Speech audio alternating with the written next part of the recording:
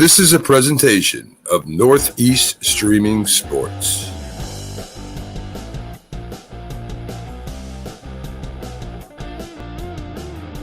Good morning and welcome to Start It Up.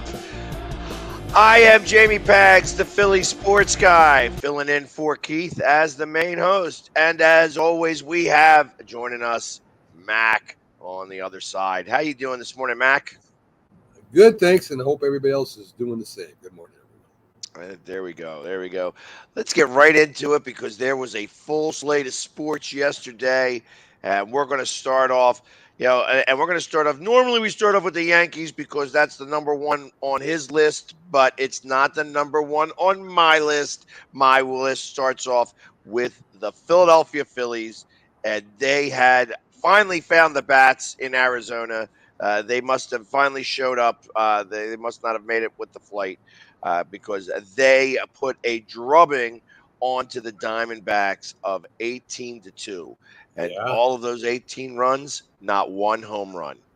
yeah, So, that's some really good small ball they're playing out there right now, Pags. well, they needed to because after those first two games, it really was a mess. Yes. So, the Houston Astros beat the Texas Rangers 5-3. The Milwaukee Brewers, who are having a little bit of a tough time with things, they wind up actually winning a game, get back on the winning side against the Pirates as they move on. And they're going to be taking on the Diamondbacks, so they're going to be heading over to Arizona now. Hopefully, Arizona can find some of the luck that they had against them and keep them down below the Phillies in the playoffs. Right. So, The, go ahead, Pags. Go ahead. I'm sorry. No. Go ahead, man. The Padres beat the Giants 5-4. They wind up sweeping the Giants, which was a good. Giants I think they're out of this mix. They are now 7 games below 500. They are actually a half a game up on Arizona for last place in that division. I think you can stick a fork in them. They are done there. Yeah. The Baltimore Orioles, who are still in a fight here for a wild card spot, wind up beating the Guardians 4-0. That I expected a little bit more to come from the Guardians here. I thought that the Guardians were going to be uh, really fighting against them here, but actually, I feel like the Guardians of Cleveland are just, they're hot and cold, and that's going to go all the way down to the wire to find out who wins that division. Yeah. You got the Guardians, Indians, really that they're really not. They're not honed in. I don't know what's wrong with the coaching and the players over there. Yeah, and I think that they got, like I said, I feel like if they got into the playoffs, that pitching could possibly take over there. That they've got some really strong pitching, and that they could make a wave in the playoffs, but they got to get there first. Yeah. So, and losing to the Orioles is not going to be the way to do it. No, well, the Orioles are scrappy. We've been saying it all year, Pags. That team, you can't count them out. So Exactly. And a little bit of a rarity, a 13-inning game.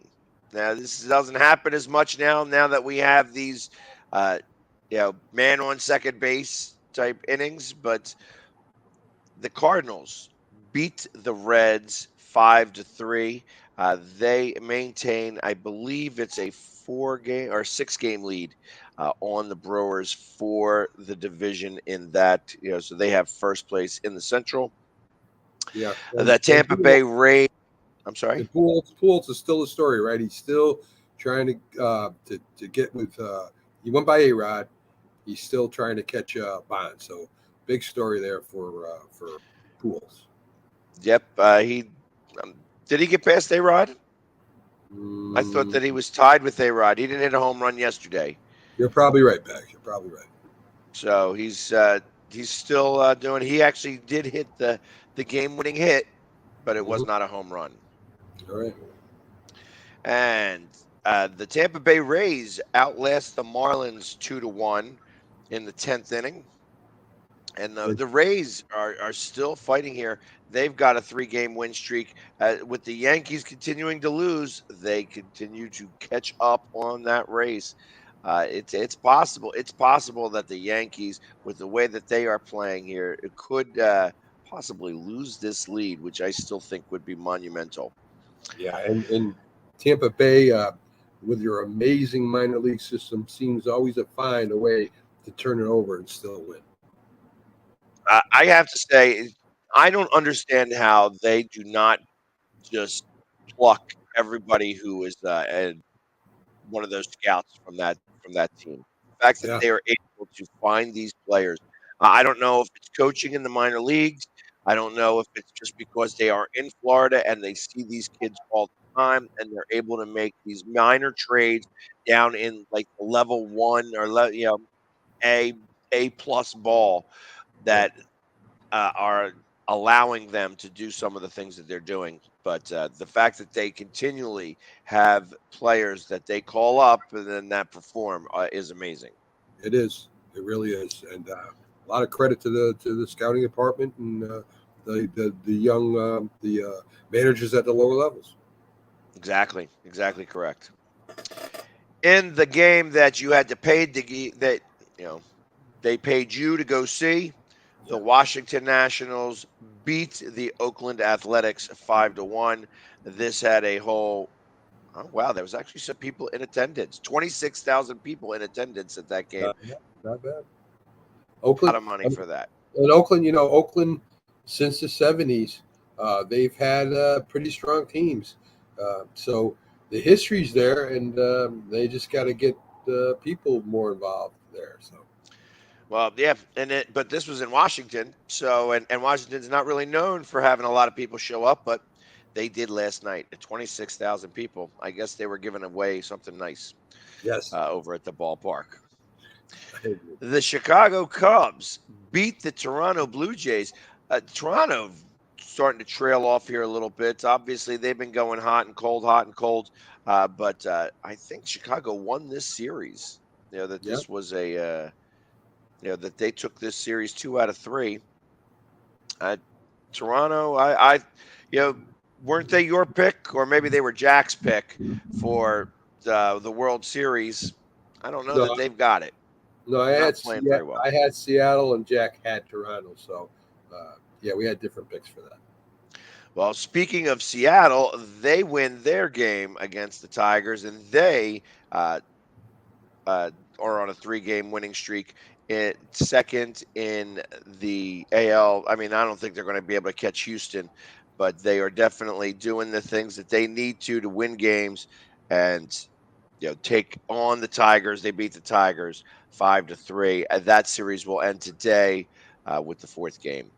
And the The Markham, Dodgers but get robbed of a home run, and Brandon Nimmo saves a home run I saw that. and allows the Mets to win the game 2-1 against the Dodgers. This was a pitching duel right from out. Jacob DeGrom outlasts Tyler Anderson. They both go 7 innings. Jacob DeGrom only gives up 3 hits on 9 strikeouts, 1 walk. Tyler Anderson goes 7 innings, gives up 8 hits, 2 runs on 3 strikeouts. Edwin Diaz with the save. That was his 29th of the year.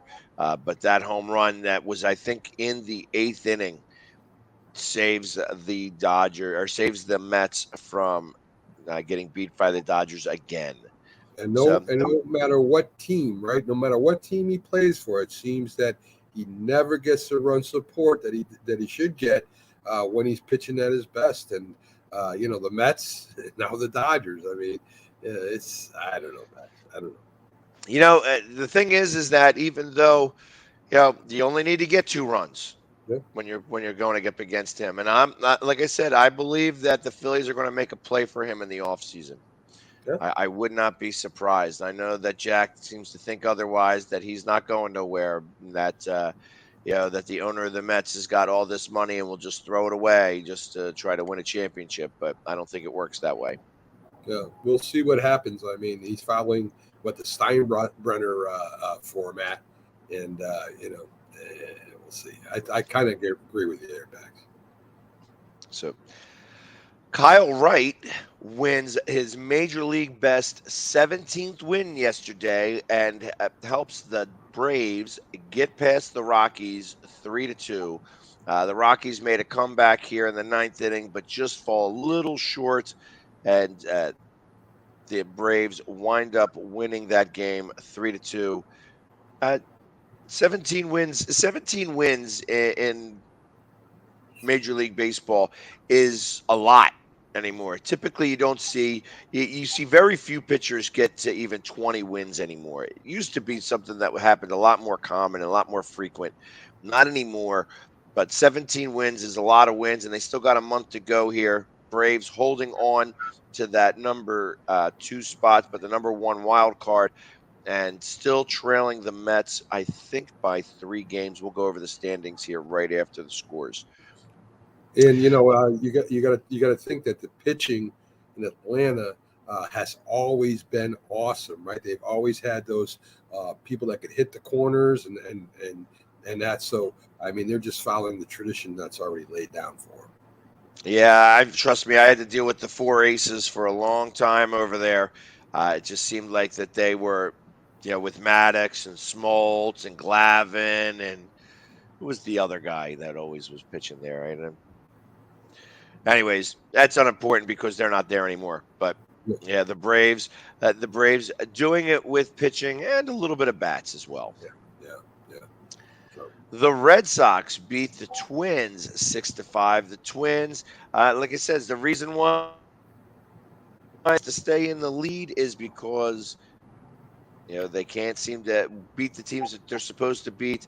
The Red Sox being 5 games under 500 and bringing up the rear in the AL East, which is not something that you hear every year. Uh, you know, Hopefully they're able to put it back together again and become relevant. But right now they're playing just about as good as the Yankees are. yeah, and So I told people, they're the lunch pail team.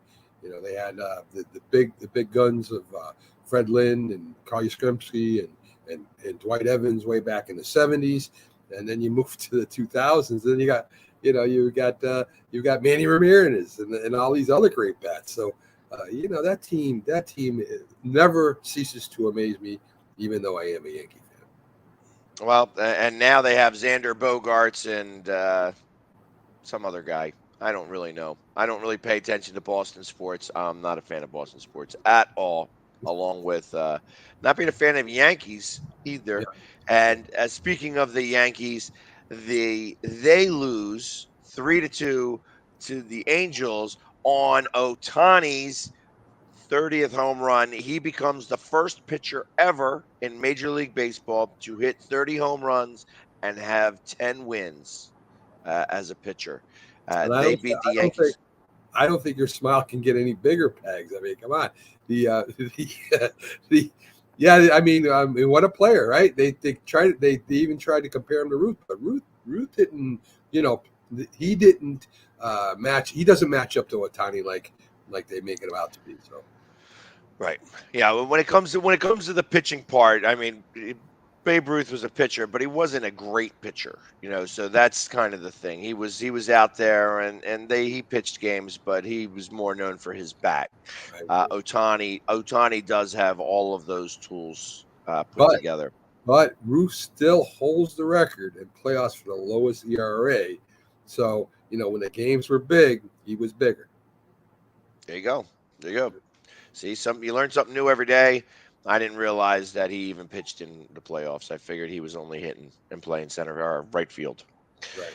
But and in the last game, the Chicago White Sox uh, put the 5-game losing streak on ice and beat the Royals 4-2 here to maintain third in that AL Central. They're 2 games under 500. I think that race is just about done too. That puts them, I believe, 4 games out of the lead and 3 games out of the wild card spot. So I think that may be the end of the White Sox. And keeping on White Sox news, uh, we've been talking about LaRussa and how he may not make it through the year Yeah. with, or he may get let go at the end of the year. He takes an indefinite leave due pending some medical results. Yeah. So he is no longer going to be with the team for the at least the immediate future, and it's looking like possibly quite to the end of the year. Miguel Cairo will be the acting skipper in his stead. They're saying that he's in good spirits. He's just not going to be able to uh, perform the duties as a manager Okay. moving forward. So Okay. we wish him, you know, I may not like him, but I wish him all the best. Hopefully, he's able to get better and sit on the sidelines and watch baseball, fairly well. Yeah. Uh, in other news, and of course, I wanted to really talk about this one. This was the story that stuck out to me. Angel Hernandez is currently suing Major League Baseball for, uh, they're saying that he is being passed over because he's being discriminated against because of his, because of his Cuban descent.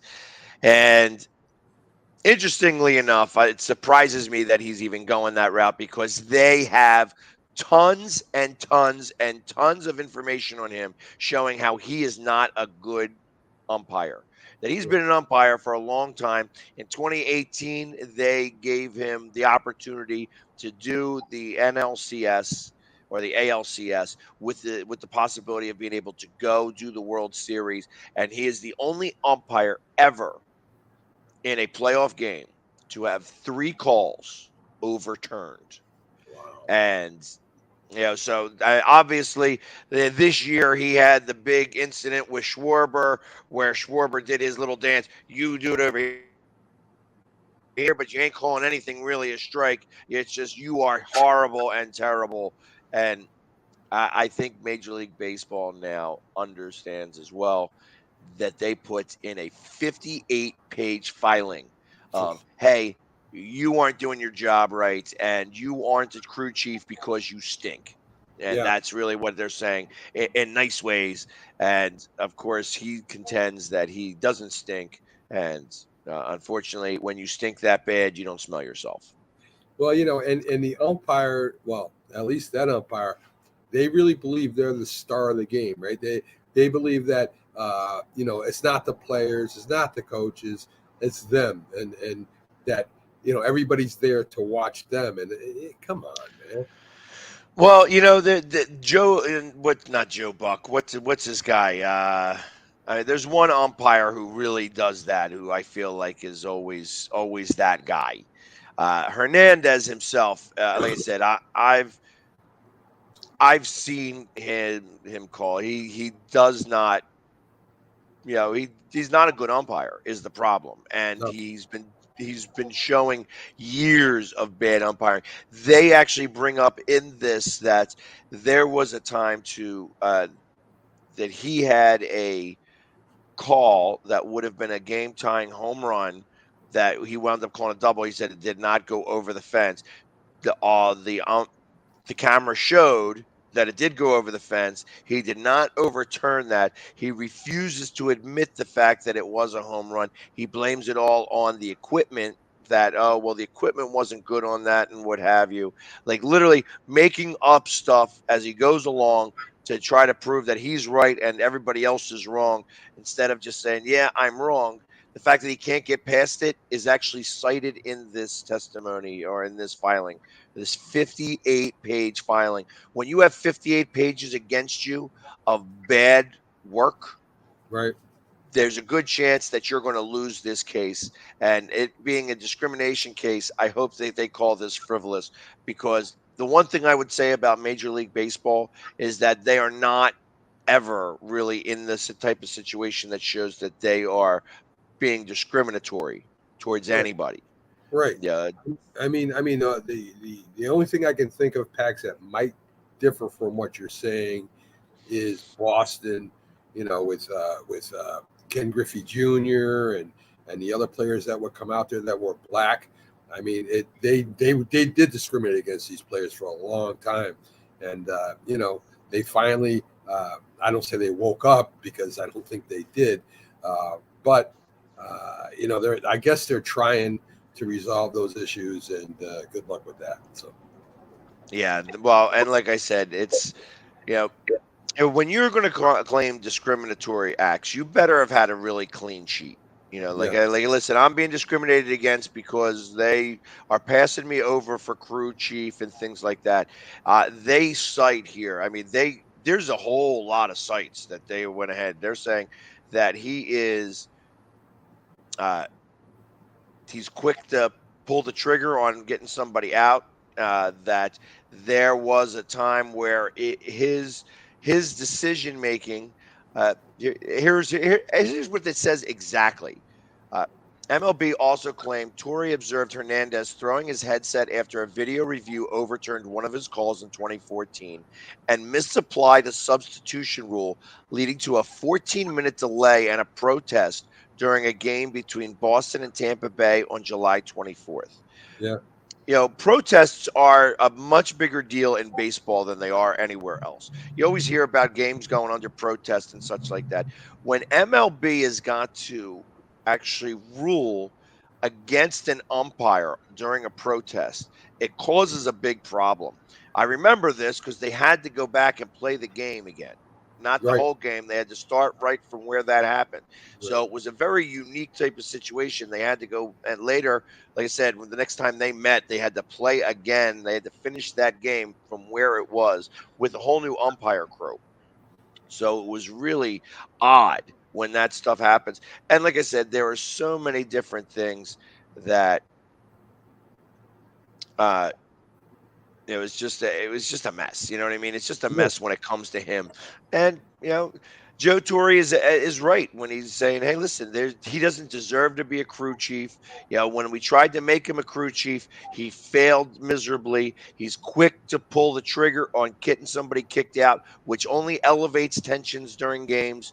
right, So he's not he doesn't have good decision to be able to be a crew chief or to umpire in the playoffs, and they choose not to do that. And you know what? I would agree with them. I would agree with them. I Watching him behind the plate that one game was absolutely ridiculous. It was ridiculous, yep. and I feel that that's just a precursor of the way he does things in general. I agree with you, So. Pax. All right. Like I said, what we talked about a little earlier, Otani is the first guy to hit 30 home runs in a game and get 10 wins. Like I said, not even Babe Ruth was able to do that. And by winning this game, they cap off the worst month that the Yankees have ever had since 1991 Oh, where they went 10 and 18. Was it 10? Yes, 10 and 18 with a minus 12 run differential in the month of August. That's not a way to go into the playoffs. Pax, your So, smile is just getting bigger and bigger. I swear to God. hey, I'm a big fan of the Yankees getting beat. So Yes, right now the Yankees are 6 games, have a 6 game lead right.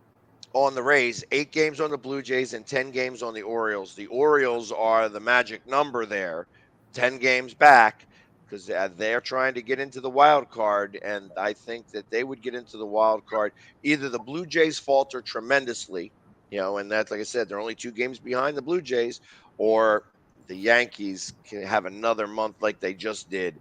And if that's the case, I don't expect that the Yankees are going to make the playoffs, but they keep the lead. And right now, like I said, a 6 game lead over Tampa Bay for the division.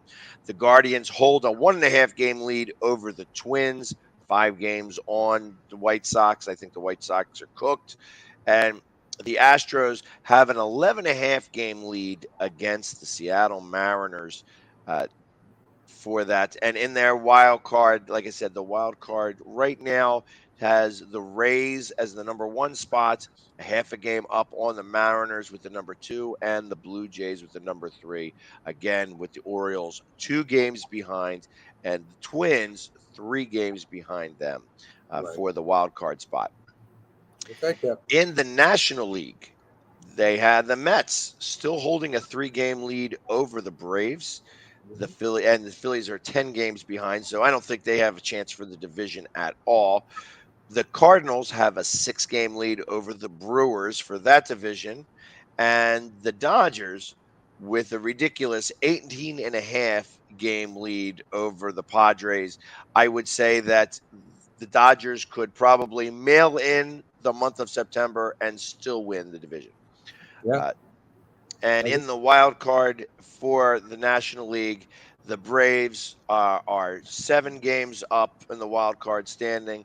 The Phillies have a half a game lead on the Padres, and the Padres hold 2.5 game lead over top of the Brewers. And that's really it because everybody else has got 10 games or below to catch up to there. So the Brewers are the only one that are in the mix with that.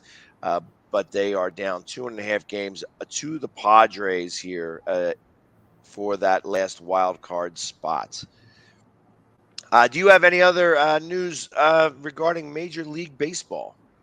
No, Pags. I think you covered it all, my friend. All right. Well, let's take a quick commercial break here, and Okay. we'll be back after these messages, and we'll get right to football and all the other fun things that are going on behind us. So just give us a quick commercial break, and we'll be right back.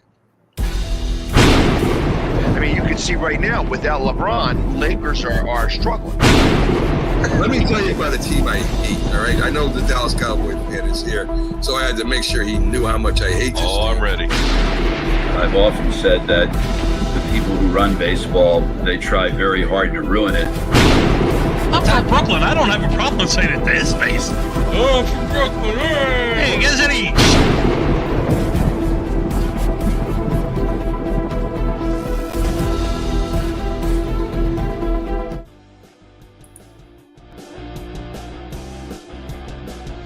And we are back with Started Up with Pags and Mac. It's like almost like mac and cheese. Yes, sir. All right. So there was some news that happened yesterday. What would you like to talk about? Because I tell you, there was some interesting stuff that happened in tennis. We can talk about football. I'm going to let you go ahead and decide which one you want to talk about first. Oh, it kills me. Let's start it off with tennis, Pags. There you go. Well, in tennis, I mean, I was watching this game last night, this match last night, and it was a monster upset yesterday. Serena Williams, recalling some of her, talents of old, upsets the number 2. What is her name? Contavet? I'm probably killing her. I'm killing her name, and she doesn't deserve that because she is the number 2. The 40-year-old Serena Williams with family in the stadium, in the Arthur Ashe Stadium, beats Konkavit 7-6, 2-6, 6-2, and like I said, she for a while there, that 2-6 set, she didn't look really good at all. And then she came out strong in set number 3 and really took over that match. It was, like I said, it was on right before the Phillies game, so we were watching it. And, I love it when, especially in tennis, when I think of old people coming up during one of these tournaments, Andre Agassi is the first one that comes to mind, where Really? at 40 years old, he was able to pull on a run and get to the semis, I believe, is where he lost.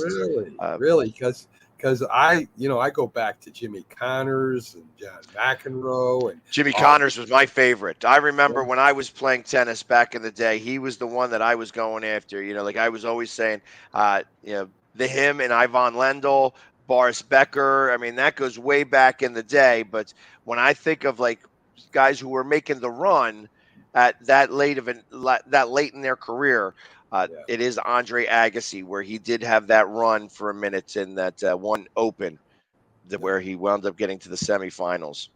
Yeah. So But big deal. That was a big deal there. Like I said, she was the ranked number two in this tournament here, and Serena knocks her out. So big win for her. I'm sure that there was more things that happened in that whole thing, but that was the one that really stood out the most in tennis. Other winners are. Let me find out where everybody's at here. Uh, my tennis scores aren't as prevalent here normally. The U.S. Open. There we go. Let's see who won. It's not showing me anything. It doesn't give me. It just says that they're in progress. There they are. Here's the scores now. Yeah. People of note that won games. I'm trying to see. Gallon, who is the second-ranked male, he was able to come back. Was down 2-1, was able to come back and beat Thompson 3-2, 6-3, 6-3, 2-6, 3-6, 6-4, 6-3. The fifth seed, Ruud, winds up outlasting Ruthven. I'm going to call him Ruthven. 7-6, 6-4, 6-7, 6-4, 6-4, 6-4. And on the women's side, like I said, beyond the fact that there was, I'm sorry, Medvedev also wins in straight sets 6-2, 7-5, 6-3. And it doesn't really show on the women's side. It just shows me the men's on my score sheet because this app sometimes doesn't want to show me all the regular information there. And do you remember the match, Pags, when McEnroe and Borg were going at it, and they just threw down their records and started kicking the ball over the net to each other, soccer, showing their soccer skills, and that was unbelievable. I mean, to be able to do that with a tennis ball, so pretty. When was that? That was during that match. I mean, they just threw down their rackets and started kicking the ball over the net. Soccer style. So, that was pretty impressive too. Hey, you know what? These guys are athletes, and who knows? That may have started the whole trend of the hacky sack. It could be. The hacky sack was a thing back in the day. I remember it, and there may be some people that still have it out there, but there is foot tennis. Yes. That in fact I was watching. I know how much you love talking about soccer. But these, the union have one of these foot tennis tables, and it's kind of played the same exact way as ping pong. You have to play it's got to play teams. You got to have teams of two because it's hard to get on either side of the table when you're trying to kick the ball. So, but and one day One day we'll get into the frisbee, the frisbee golf thing where they have the net there and they're throwing the frisbee like. I don't know. See, now you're talking my language. I actually play I play frisbee golf. I have a whole set of clubs that I've had for a long time. Not only that, but now they have ultimate frisbee, which is like frisbee football. Okay. So, and I follow. There is professional frisbee football. I follow the Philadelphia Phoenix, who made it to the playoffs for the first time in 9 years. That's So if you want to see one of the alternative faces of the Philly sports guy. Yes, the Philly sports guy does go and support the Philadelphia Phoenix, which are the Hotbirds of the AUDL, the Ultimate Frisbee League. And I'd expect nothing less from you, Bags. Nothing less. There you go. Here's got to talk about this real quick. These ladies never get enough play from us here, where they're usually the afterthought and the ones that we talk about for the last few minutes. But the WNBA playoffs are in full swing. And last night, the Chicago Sky beat the Connecticut Sun 85-77 to tie that series at 1.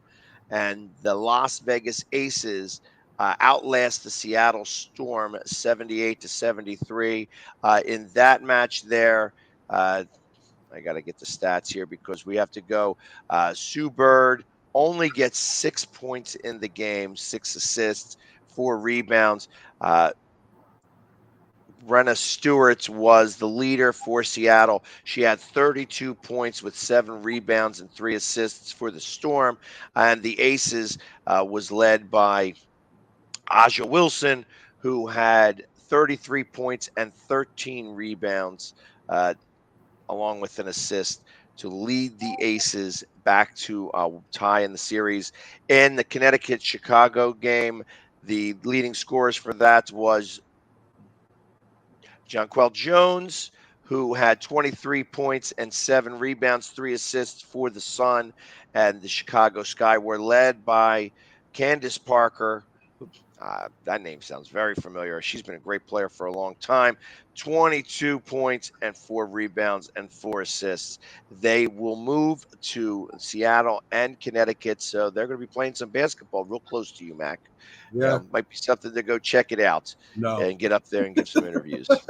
Well, and as they say, two Pags, right? The girls basketball plays better technical basketball than the men, right? They pass the ball when they're supposed to. The give and goes, the screens, everything is very sound. So that's one thing that they do a lot better than the men. Well, absolutely, absolutely. So I wish them all the best. Like I said, I know that we've been following Sue Bird here on this show specifically on Started Up.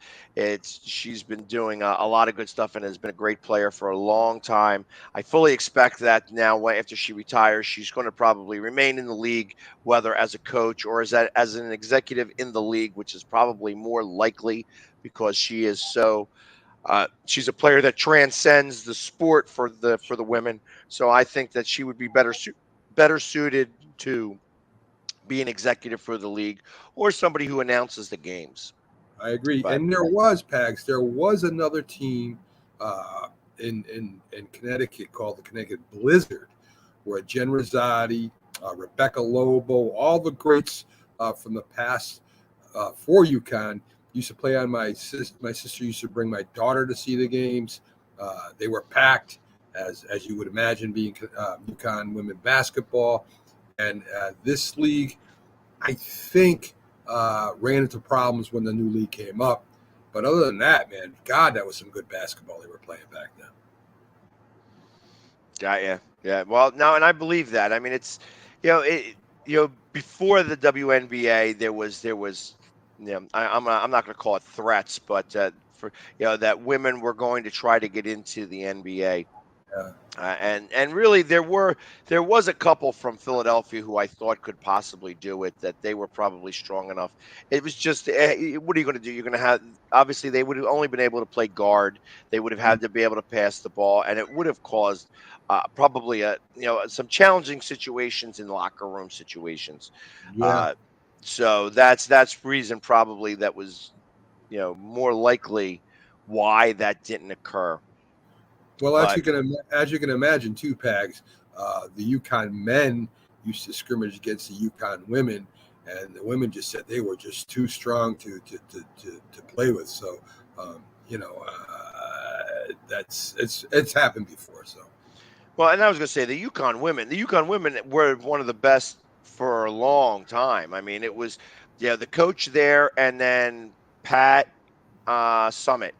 Who was I don't remember what she coached, but it was I think it was it might have been Tennessee. She was Tennessee against Connecticut all the time. The guy who coached there did an amazing job, and those were the two perennial teams that would meet in the finals for.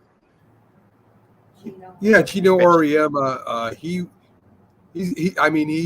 kind of unique, right? He's the male coach for the female basketball players, and that's got to be a little bit challenging, to handle that.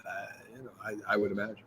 Well, and that's why I say that in college it's a little different because you do have young minds and you do get to bring them up. And if you are a coach of his stature, where you had that many wins, you command that type of respect, and I think that helps you when you're dealing with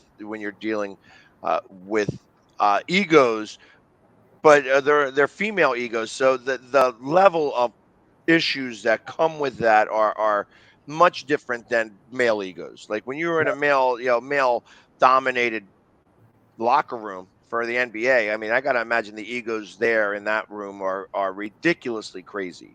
Sure. And that's why usually these players are the ones that are running the league. In the NBA, I feel like the men really take over the league, obviously, because of the egos, and the coaches have to just organize how these egos all mend together. It's like putting pieces together of a puzzle, and There's no doubt. that's the hard part. No doubt, Pags. I mean, you look at Brooklyn Nets is probably the main example of that, right? I mean, Steve Nash, I mean, he was incredible guard. I'm trying to remember the teams he played for, but he was an incredible guard. And Durant and Kyrie Irving just don't care. They don't care how great he was. So Yeah. Well, and you know what? It's again, it's the egos that's I'm getting paid more money and you're not, and sure, that's really what it comes down to. And I, hey, I don't ever begrudge anybody for making a lot of money, but I do not believe that these basketball players are worth the 40 and $50 million that they're getting paid.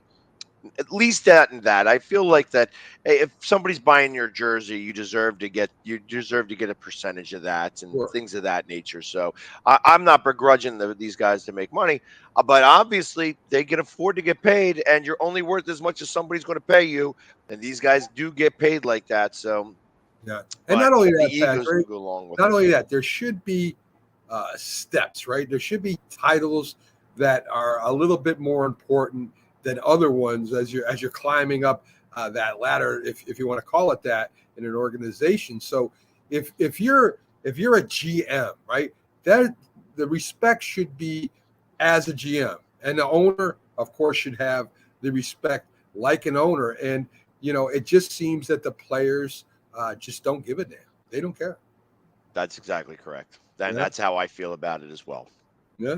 So, all right, let's get to football. Okay. There was a trade yesterday. And of course, it always seems that, the moment that I start to give some, like I think that somebody is going to do well and I actually announce it for the Eagles that you get rid of that guy. I gave a vote of confidence for Jalen Rager. I thought that Jalen Rager was going to be a great fifth Look receiver great. for the You look Eagles. great. You look great in preseason. Yeah, that's that he really came on strong. He winds up getting traded to the Vikings. Mm. The 17th pick and the 18th pick are going to be playing with each other because they have been connected throughout all of time, well, at least all of their pro career. Jalen Rager has been compared to Justin Jefferson, and how Justin Jefferson would have been the better pick at that time, and we chose Jalen Rager. He winds up going to the Vikings. The Eagles are getting a seventh round 2023 pick and a conditional 2024 pick that would be a fourth rounder. It's initially a Wow. fourth rounder unless Jalen Rager does not hit any of its quotas. And then at that point, it turns into a fifth. So it could de escalate depending on how Rager plays. But he is going to be with the Minnesota Vikings this season. And that allows them to open up one more spot for the wide receiver, and I'm hoping that they bring up Devin Allen because that speed is just ridiculous that he has on. Just when you watched him in the preseason, you want to see somebody who was able to burn down the sidelines and get to the ball as quickly as possible. Devin Allen is that guy, and he's just otherworldly fast. When you think Yeah. about guys who are fast in the NFL, obviously everybody thinks of Tyreek Hill. There's a couple of other guys that really do, really match that speed. Devin Allen is another one of those guys and can also catch the ball. So there was the one play that I saw against Miami. There wasn't many plays against that Miami team in the preseason that were worthy of mention, but on punt returns, there was two in a row that he was just down there, literally faster than everybody else, and actually held the guy up, tried to do a real like a shoot, like a tackle, grabbed his leg, was able to hold him back there enough for help to get there. And I hope that he's the one that gets added into the on this roster here. Now that Rager is gone. But I thought Rager is going to be good, and I think that Rager is still going to be pretty good here moving forward. And is Kirk Cousins the guy? I would imagine with the Vikings, and then of course you're comparing him to Jalen Hurts, which there's really no comparison. One has a lot more speed than the other, but is he the guy that you want? Throw into these guys when they're open. He's a coach killer. He's just not the type of quarterback that I think can do that for these guys. So, I mean, is that really who you want throwing to these guys' bags? Well, me, I don't mind because the Vikings are just one of those teams. We play the Vikings. Actually, we have our home opener on the Vikings on the 18th on a Monday night. And that's where Kirk Cousin really starts to excel. He turns in horrible performances during when he's got the limelight shined on him. Sure. And even though he's got Jefferson, I mean, you think about that receiving crew right now. They do have Justin Jefferson, who's listed as one of the best in the league right now. But everybody forgets they got Thielen on there, and Thielen was one of the, he's got those hands that anytime the ball gets thrown his way, he catches that ball. Yes. So he reminds me a lot of Cooper Kupp backs, right? I mean, they're both the same style. They both can get to the ball. They both go over the middle. They both got sneaky speed. So those two, they remind me a lot of each other. Well, and like I said, so the Vikings could have, and of course they've also got Dalvin Cook, who is a fantastic running back. So they're good. They've got the weapons up there now, and obviously, they've been unsure whether Cousins has been the guy that can bring them further along here. Minnesota has not won a playoff game since 2017.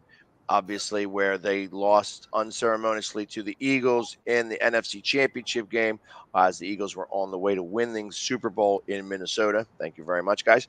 And ever since that moment in time, they have not been able to get back there.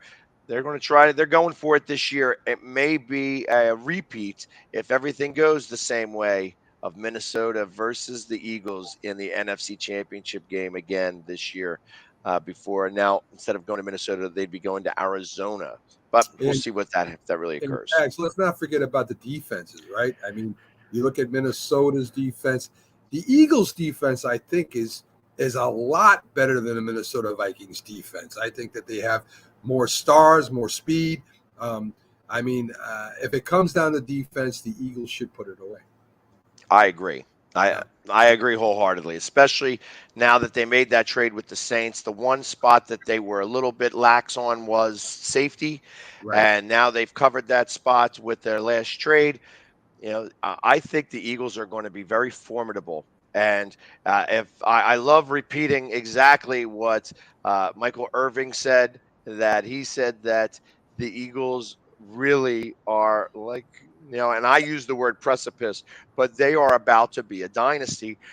If the coach is the right coach, is what he said, the guy that he needs to be, that if that's the case, that the Eagles could be good for a very long time. And I have to agree with them because our offensive line is set up to be great for years to come. Monsters. For years to come. Monsters, bags. Yeah. Hey, that's how I believe the championships are won.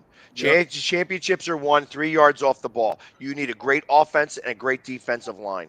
And the Eagles right now are stacked on the offensive line better than every other team out there, and in the defensive line. So we've got 10 guys on the offensive line and 9 guys on the defensive line.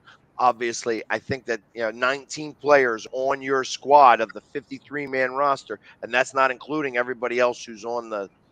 There's Andrew or Toth, who's is on the PUP list. He's the 11th guy. He's not really even slated to come back until the middle of the season.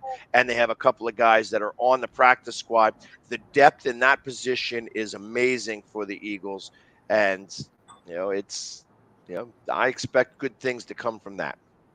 Well, But I'm still gonna have the Twilight Zone for you if you pick something that I find not good back. So well, like I said, I got them going 11-6. I'm sticking with that. I say they can go as good as 13-4, but a lot of bounces got to go their way.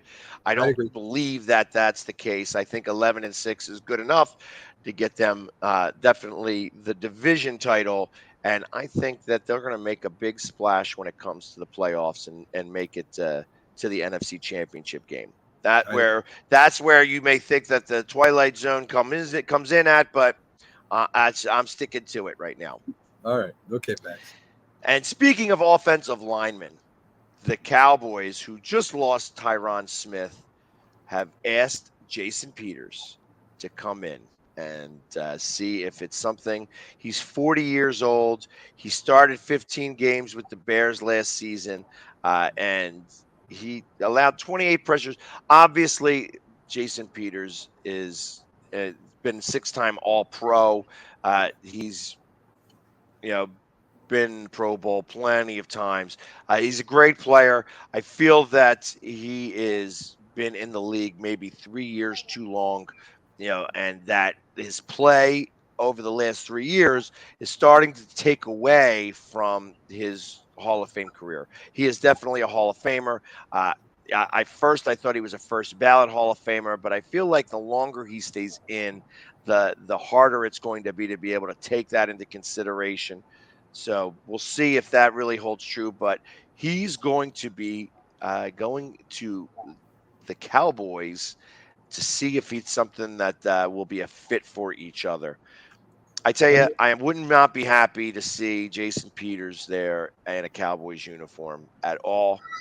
Uh, but where he's at right now, I think that would actually help the Eagles in the grand scheme of things. I and just don't think he's gotten as much. the biggest difference between the linemen and say other position players on the outside or what is there's a shorter distance to your opponent, right? You're right in their face, so Right. that's the biggest advantage they have. Well, and the fact that he plays against the Eagles twice a season, that I feel is going to help the Eagles. Obviously, they went up against Brandon Graham would go up against him all the time. Not that Brandon Graham's a young chicken either. Right. Obviously, Brandon's in his 30s and Jason Peters is 40 now. I I know that once you have that skill set, Jason Peters is still a big guy.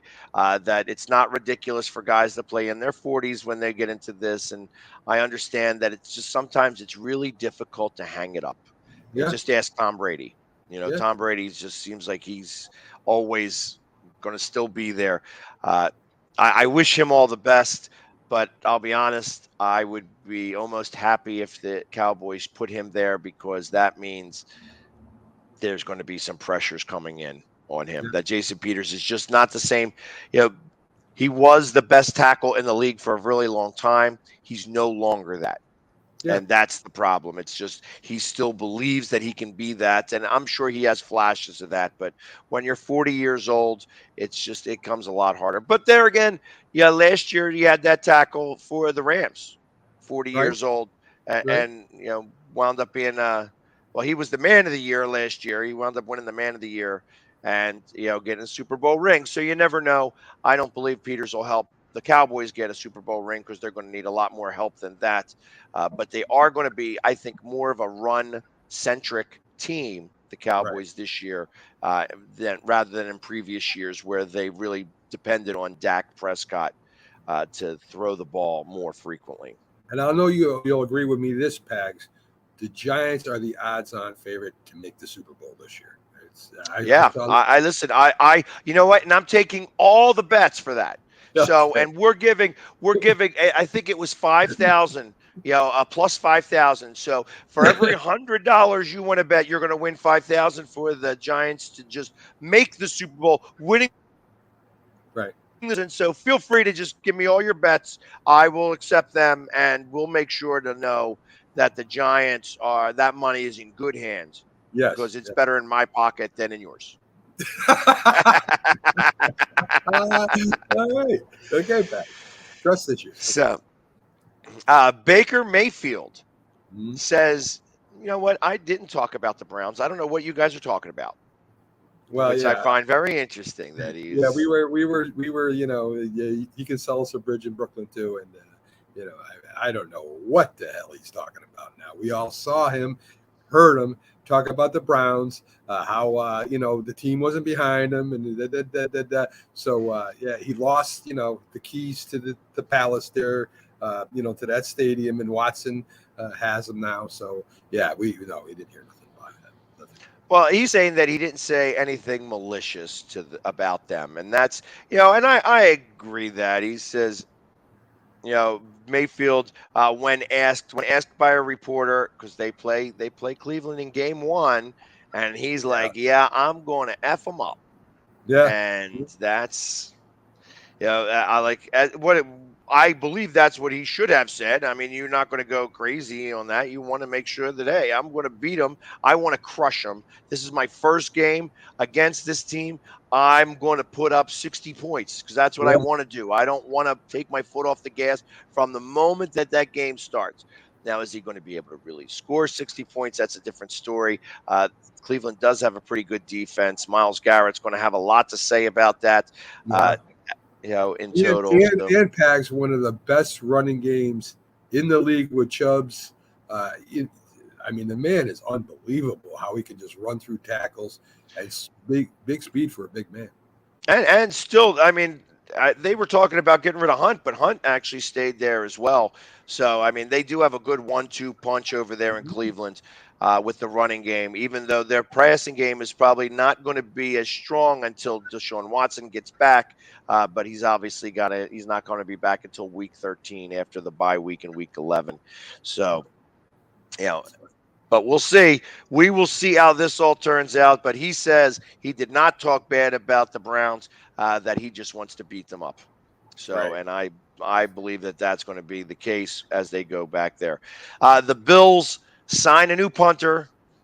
So obviously, this Razia situation is all long gone and put behind them. They sign the ex Broncos punter Martin. He should be there and take care of business over there. We'll talk about Mims and how he is making some waves with the Jets, saying that he wants to be a starter. Who knows whether he really is a starter or not? And the other news that I was talking about. That Aaron Donald, obviously, I thought should have gotten at least something come out from the NFL about this whole situation. Yeah. He's like saying, I don't know what everybody's making a big deal about. It was just a practice, that this was, this things that happen. Truth of the matter is that I have a much stronger stance on this. I feel that he deserves at least a 4 or 6 game suspension with all of the player safety that they put on these guys with these helmets and these, and the CTE to go ahead and start swinging a helmet like that recklessly is really a big deal. And Myles Garrett, I thought he was suspended for 4. He was suspended for 6 games. So they should specifically. But it says here Donald isn't subject to punishment from the NFL because the incident occurred during practice, and teams are responsible for disciplining their own players. Yeah, but So the team, I think Pags is going to do the same thing. If they don't, I mean, they'll be crucified. They'll be crucified in media if they don't. So I think the team will pretty much go with what the NFL would have put out. So Well, the NFL is not allowed to really put anything out, so I believe that the Rams are going to do exactly what I say they're going to do. Don't do that. Bad yes, boy. yes, That's their punishment, and that'll be the end of that. And they're going to try to sweep this under the rug. The fact that this statement even came out was a surprise to me. I So. agree with that. I agree with that, Pags.